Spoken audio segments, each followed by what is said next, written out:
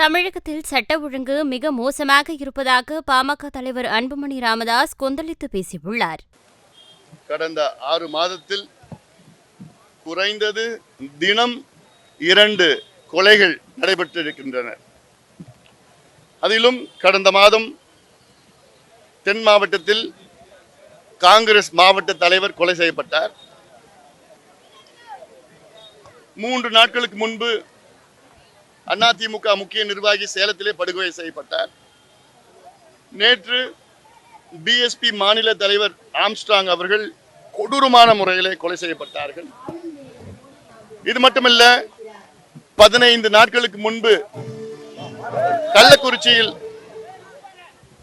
65 பேர் என்னை பொறுத்தவரை அதுவும் கொலை செய்யப்பட்டிருக்கின்றார்.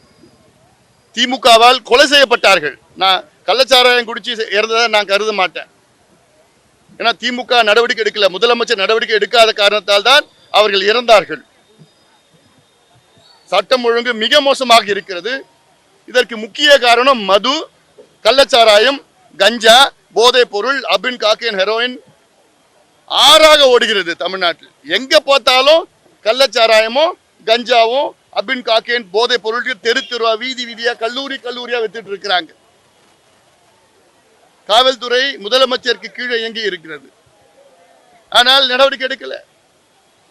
இந்த விக்கிரவாண்டி இடைத்தேர்தலுக்காக கிட்டத்தட்ட ஒரு 15-20 நாட்களாக தமிழ்நாட்டில் உள்ள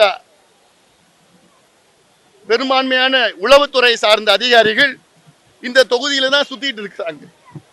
தமிழ்நாட்டை விட்டுட்டாங்க. இந்த தொகுதியில சுத்திட்டு ஒவ்வொரு கிராமத்திலையும் அங்கே தங்கி இருக்கிறாங்க. தங்கி இந்த கிராமத்து திமுகவுக்கு எவ்வளவு வாக்கு கிடைக்கும், திமுகவை எதிரான வாக்குகள் எப்படி நம்ம வாங்கலாம், யாரை பிடிக்கலாம், யாருக்கு காசு கொடுத்து அவங்கள ஓட்டு போட வைக்கலாம் அப்படின்னு திட்டம் போட்டுட்டு இருக்கிறாங்க உளவுத்துறை சார்ந்தவர்கள். இதுதான் உளவுத்துறை வேலையா? இதெல்லாம் ஒரு தேசிய கட்சியினுடைய மாநில தலைவர் கொடூரமான முறையிலே படுகொலை செய்யப்படுகிறார் என்றால் சட்டம் ஒழுங்குன்னு எதுவும் கிடையாது தமிழ்நாட்டில். முதலமைச்சர் இதை பத்தி எல்லாம் கவலை இல்லை. கள்ளக்குறிச்சியில் 65 பேர் இறந்தாங்களே, முதலமைச்சர் பார்த்தாரா? இல்லையே. என்ன நிர்வாகம் நடக்குதப்போ? இது தமிழ்நாடு அமைதி பூங்காவா அது? அதனால சொல்லிட்டே போலாம். இதுல நடவடிக்கை எடுங்க. முதல்ல இந்த மதுவை குறைங்க, டாஸ்மாக் கடையை படிப்படியா மூடுங்க.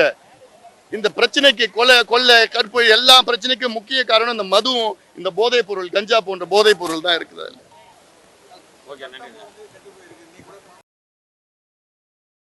செய்திகளை உள்ளது உள்ளபடி தெரிந்து கொள்ள ரெஃப்ளெக்ட் நியூஸை சப்ஸ்கிரைப் பண்ணுங்க.